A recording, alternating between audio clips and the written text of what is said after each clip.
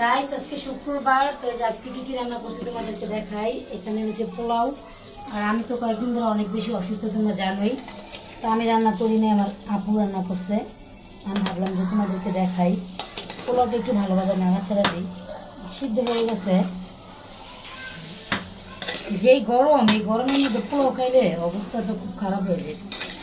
তারপর এখানে হচ্ছে পোলাও, আর এখানে কি দেখাই, এখানে হচ্ছে ডিম। এই যে ডিমের কোরমা রান্না করা হয়েছে। এখানে এই বাদাম দিয়া, তারপর হচ্ছে পেঁয়াজ দিয়া, আর এখানে হচ্ছে গরুর মাংস। গরুর মাংস রান্না প্রায় হয়ে গেছে। আজকে গরুর মাংসটা একটু ঝোল ঝোলই রাখছি, কারণ ঝোল দেওয়া পোলাও খাওয়া হয়ে গেছে, এই জন্য আর কি। আর তোমরা সবাই আমার জন্য দোয়া করবা। আমি কিন্তু অনেক বেশি অসুস্থ, এই জন্য আর কি রান্না বান্না করি না। জুম্মার দিন